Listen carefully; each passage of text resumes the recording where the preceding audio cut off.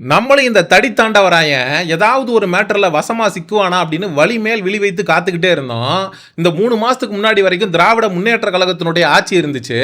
அதனால இவன் கனிமொழி எம்பி உதயநிதி ஸ்டாலின் அவர்களை வச்சுக்கிட்டு இவன் தப்பிச்சுக்கிட்டே இருந்தான். ஆனா இப்ப ஆட்சிகள் மாறினதும் காட்சிகள் அப்படிங்கிறது மாற ஆரம்பிச்சிருச்சு. இர்ஃபானுடைய வழக்கு, அதாவது இவன் தன்னுடைய மனைவியை கூட்டிட்டு போய் துபாயில வயிற்றில் இருக்கக்கூடிய கரு ஆணா பெண்ணா அப்படின்னு டெஸ்ட் எடுத்து பார்த்துட்டு வந்தது மட்டும் இல்லாம அதை வீடியோவை எடுத்து சமூக ஊடகங்கள்ல பதிவேற்றம் பண்ணி அது மிகப்பெரிய அளவில் சர்ச்சையாச்சு. அந்த டைம்ல இவன் மன்னிப்பு கடிதம் எழுதி கொடுத்துட்டு வந்தான் மருத்துவத்துறைக்கு. நான் இந்த மாதிரி பண்ணது தப்பு, இனிமே நான் செய்ய மாட்டேன் அப்படின்னு சொல்லிட்டு வந்தான். அது திமுகவுடைய அரசு, திமுகவும் பெருசா இந்த இர்ஃபானை கண்டுகொள்ளாம விட்டுருச்சு. அதனால இவனும் எல்லாம் மீறி ஆட்டம் போட்டுக்கிட்டு இருந்தான். ஆனா ஆட்சிகள் மாறி 3 மாசம் ஆன இந்த நிலையில உயர்நீதிமன்றம் ஒரு அதிரடி உத்தரவு ஒன்று பிறப்பிச்சிருக்கு. மருத்துவத்துறை இர்ஃபான் அவர்கள் மீது 8 வாரத்துக்குள்ள நடவடிக்கை அப்படிங்கிறத மேற்கொள்ளணும் அப்படின்னு சொல்லியிருக்கு.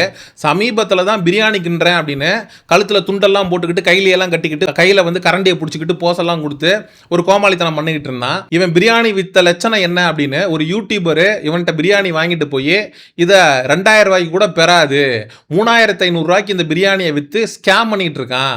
பிரியாணி சட்டியில் பாதியில் தான் பிரியாணி இருக்கு, பீஸ் ஒழுங்கா இல்லை, பிரியாணி நல்லா இல்லை, 3500 ரூபா கொடுத்து வாங்கினதுக்கு பிரெட் அல்வா மட்டும்தான் திங்கிற மாதிரி இருக்கு அப்படின்னு இவனுடைய பிரியாணியை காரி துப்பி ஒரு யூடியூபர் ஒருத்தர் வீடியோ போட்டு அந்த சர்ச்சையிலையும் இவன் சிக்கினான். இவன் சர்ச்சையில சிக்காத நாளே கிடையாது. ஒரு கார் ஆக்சிடென்ட் கேஸ், ஒரு வயதான ஒரு பெண் உயிரிழந்துடுறாங்க. அந்த கேஸ்ல கூட பிரியாணி மேன் இர்ஃபானுக்கு எகெயின்ஸ்டா அலிகேஷன் வச்சு ஒரு கட்டத்தில் பிரியாணி மேன் இந்த இர்ஃபானால தூக்கு மாட்டிக்கிற அளவுக்கு போய் சூசைட் பண்ணிக்கிற அளவுக்கு போய் காவல்துறை பிரியாணி மேனை கைது செய்யுது. இர்ஃபானை எதுவுமே பண்ணல. அந்த அளவுக்கு மிகப்பெரிய இன்ஃப்ளூயன்ஸ் இருக்கக்கூடிய நபராக தமிழ்நாட்டில் வலம் கொண்டிருந்த இந்த தடி தாண்டவராயனை சென்னை உயர்நீதிமன்றம் அவனுக்கு எகெயின்ஸ்டா வழக்க பதிவு பண்ணி உரிய விசாரணையை நடத்தணும் அப்படின்னு சொல்லி மருத்துவத்துறைக்கு உத்தரவு அப்படிங்கிறது பிறப்பிச்சிருக்கு. இந்த தடவை எப்படியாவது இர்ஃபான் கைதாகிறதுக்கு வாய்ப்பு இருக்கு அப்படின்னு நிறைய பேர் சமூக ஊடகங்கள்ல விமர்சனங்களை இர்ஃபானுக்கு எதிராக எடுத்து முன்வைக்க ஆரம்பிச்சிருக்காங்க. இர்ஃபானுடைய ஆதரவாளர்கள் சொல்லலாம், எப்பா அவர் போனாரு, அவருடைய மனைவியை கூப்பிட்டுக்கிட்டு போய் ஆனா பெண்ணா அப்படிங்கிறத தெரிஞ்சுக்கிட்டு வீடியோ போட்டாரு. அதுக்கப்புறம் அதே மருத்துவத்துறைக்கு போய் மன்னிப்பு கடிதம் கொடுத்துட்டார்ல, மன்னிப்பு கொடுத்துட்டா அவ்வளோதான்ப்பா, அதுக்கு மேலே என்ன இருக்கு, ஐ ஆம் சாரின்னு சொல்லிட்டாப்ல, அப்புறம் எதுக்கு இர்ஃபானை தண்டிக்கணும்? சரிப்பா, நான் ஒரு கொலை பண்ணிட்டேன், யுவர் ஆனர், ஐ ஆம் சஃபரிங் ஃப்ரம் மர்டரோஃபோபியா, என் கையில் இருந்த கத்தி என்னை அறியாமலேயே பக்கத்தில் இருக்கும் ஒருவருடைய வயிற்றில் சொருகிவிட்டது, ஒரு முறை தவறிவிட்டது, தவறு நடந்து விட்டது, இதற்கு பிறகு எந்த விதமான ஒரு கொலை சம்பவத்திலையும் நான் ஈடுபட மாட்டேன் அப்படின்னு ஒரு லெட்டர் எழுதி கொடுத்துட்டா என்னை வெளியில் அனுப்பிச்சிருவாங்களா? கொலை அப்படின்னு ஒருத்தன் பண்ணான்னா அதற்கான தண்டனையை அவன் அனுபவிச்சே தீரணும். இவர் துபாய் சிட்டிசனாக இருக்காரு, இவர் யூஏஇல யுனைடெட் அரப் எமிரேட்ஸில் இவர் சிட்டிசனாக இருக்காரு அப்படின்னா உன் குழந்தைக்கு போய் டெஸ்ட் எடு, ஆனா பெண்ணான்னு தெரிஞ்சுக்க, யூடியூப் வீடியோ போட்டு நீ என்ன வேணா பண்ணிக்க. ஆனா இந்தியன் பெனல் கோடு, இந்தியன் சிட்டிசன்ஷிப்ல நீ வாழ்ந்துகிட்டு இருக்க, இந்தியன் பெனல் கோட் அப்படிங்கிறத மதிச்சுதான், அந்த சட்டத்தை மதிச்சுதான் இங்க இருக்கிறவன் பூரா வாழ்ந்துகிட்டு இருக்கான். இருக்கிற எல்லாருக்கும் ஒரு சட்டம், உனக்கு மட்டும் தனி சட்டமாடா அப்படின்னு இவனை பார்த்து நம்ம கேள்வி எழுப்பாம இருக்க முடியல. மகாத்மா காந்தி சுதந்திரம் கொடுக்கும்போது இர்ஃபானுக்கு மட்டும் தனியாக கொடுத்துட்டு போயிட்டார் போல இருக்கு. நீ என்ன வேணா பண்ணிக்கலாம், நீ என்ன வேணா பண்ணலாம், உன் மீது சட்டம் தன் கடமையை செய்யாது, உன் மேலே யாரும் வழக்கு போட மாட்டாங்க, உனக்கு எந்த பிரச்சனையும் வராது, நீ எல்லா ஹோட்டலுக்கும் போகலாம், நல்லா மூக்கு முட்டை திங்கலாம், தின்னுட்டு நல்லா இல்லைன்னா கூட நல்லா இருக்கு அப்படின்னு சொல்லி நீ ரிவ்யூ சொல்லிட்டு போகலாம். இவன் ஃபுட் வ்ளாக் பண்ணுறேன் அப்படின்னு போன ஒவ்வொரு ஹோட்டலும் சந்தி சிரிச்சிருக்கு. நிறைய இன்ஸ்பெக்ஷனுக்கு உள்ளாகி இவன் ஃபுட் வ்ளாக் பண்ணி வீடியோ போட்ட ஹோட்டல்லாம் இன்ஸ்பெக்ஷனில் இழுத்து மூடிட்டு போயிருக்கு, சுகாதாரமா இல்லை அப்படின்னு. அந்த லட்சணத்துல தான் காசை வாங்கிட்டு இவன் பாட்டுக்கு ஃபுட் வ்ளாக் அப்படிங்கிறத பண்ணிக்கிட்டு இருந்தான். அது வரைக்கும் பரவாயில்ல.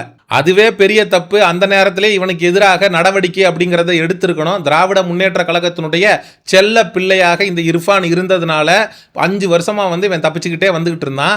இப்ப தாவேக ஆட்சியில அப்படியாங்க இர்ஃபானுக்கு எதிரான வழக்கா, சட்டம் தன் கடமையை செய்யட்டும் அப்படின்னு சொல்லி இவங்க சொல்லிட்டாங்க போல இருக்கு. ஆனா இதை தாவேகாவும் எப்படி பார்க்கும் அப்படின்னா, மாட்டுநாடா பம்பர கட்ட மண்டையா, திமுகவுக்கு சொம்படிச்சுக்கிட்டு ஊரை ஏமாத்திக்கிட்டு சட்டத்தை ஏமாத்திட்டு தானே சுத்திக்கிட்டு தெரிஞ்ச மாட்டுடா மவனே அப்படின்னு தாவேகாவும் சரி கோர்ட் இப்படி ஒரு டைரக்ஷன் எடுக்குதா, காவல்துறை உங்க கடமையை செஞ்சுட்டு போங்கப்பா, போன ஆட்சியில் செயல்பட்ட மாதிரி செயல்பட்டுறாதீங்க அப்படின்னு சொல்லிட்டு இர்ஃபானுக்கு எதிராக காவல்துறை எடுக்கக்கூடிய நடவடிக்கையில இந்த தாவேகா அரசு தலையிடாம போனாலும் ஆச்சரியப்படுறதுக்கு இல்லை. ஏன்னா இவர் தான் திமுகவுடைய ரொம்ப நெருக்கம் காட்டக்கூடிய நபராச்சே. உதயநிதி ஸ்டாலின் அவர்களோட கார்ல போகும்போது நான் உங்க ஃப்ரெண்டு தானே சொல்லுங்க அப்படின்னு கேட்ட நபராச்சே. கனிமொழிக்கு ரொம்ப நெருக்கமான நபராச்சே. அதனால தம்பி சிக்கனா அப்படின்னா என்ன பண்ணணுமோ பார்த்து பண்ணி விட்டுருங்க அப்படின்னு சொல்லி தாவேகா வந்து கையை விரிக்கிறதுக்கு தான் வாய்ப்பு இருக்கு. அதனால இந்த முறை இர்ஃபான் வந்து வசமாக சிக்குவதற்கான வாய்ப்பு அப்படிங்கிறது இருக்கு. தம்பி கொஞ்சம் நெஞ்செல்லாம் பண்ணல, உதவி கூட உருப்படியா பண்ணதில்லை. இவன் வந்து ஒரு இடத்துக்கு போறான், ஒரு தர்காவுக்கு பக்கத்துல ஒரு இடம், அங்க போய் இல்லாதவங்களுக்கு உதவி பண்றேன் அப்படின்ட்டு போயிட்டு விளாக் எடுத்து போட்டுட்டு இருந்தான். அதுல வந்து நிறைய பேர் கஷ்டப்படுறவங்க கடைசியா வந்துட்டோம்னா தீர்ந்து போயிடுமே அப்படின்னு முண்டி அடிச்சுட்டு அவன் காரை சூழ்ந்து கையை வந்து காருக்குள்ள நீட்டிருக்காங்க. இன்டீசன்ட் பீப்புள், மேனர்ஸ் இல்லையா இவங்களுக்கு, இப்படியா பிஹேவ் பண்ணுவாங்க அப்படின்லாம் பேசுறான். டேய் நீ வந்து எளியவனுடைய கஷ்டப்படுறவனுடைய பிளாட்பாரத்தில் படுத்து தூங்கியிருந்தா அவனுடைய கஷ்டம் அப்படிங்கிறது என்னன்னு தெரிஞ்சிருக்கும். அவனுக்கு வந்து நீ கொடுக்கக்கூடிய பெட்ஷீட்டு, நீ கொடுக்கக்கூடிய சாப்பாடு அப்படிங்கிறது ரொம்ப முக்கியம். நீ ஹோட்டலுக்கு போய் நல்லா தின்னு அதை வீடியோ எடுத்து போட்டு சமூக ஊடகங்களில் ட்ரெண்ட் ஆகி உன்னையும் மக்கள் வந்து ஒரு ஆளுன்னு மதித்து நீ போடக்கூடிய வீடியோக்கள்லாம் பார்த்து உன்னை ஃபெமிலியர் ஆக்கி விட்டுருக்காங்க.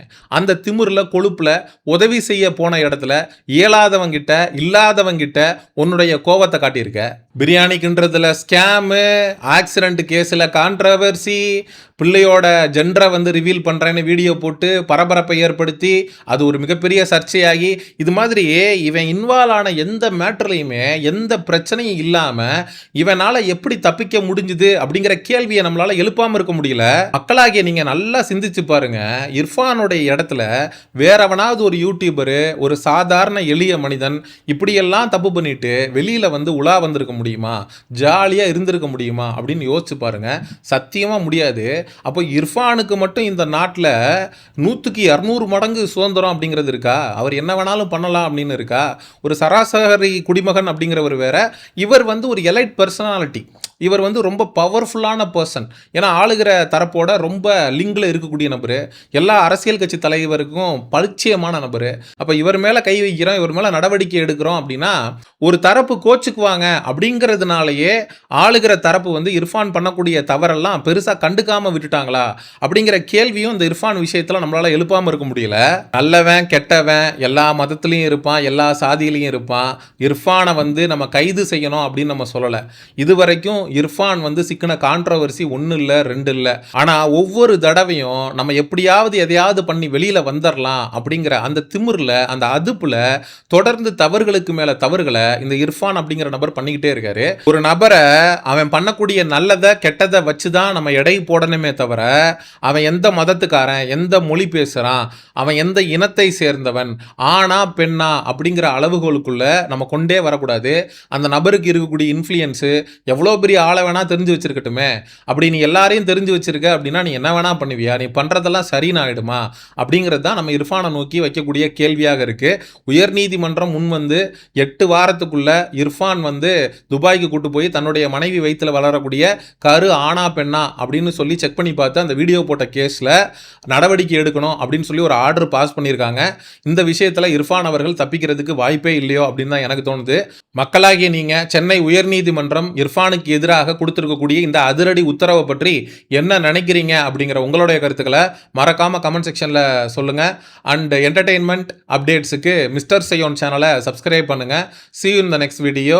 Bye bye.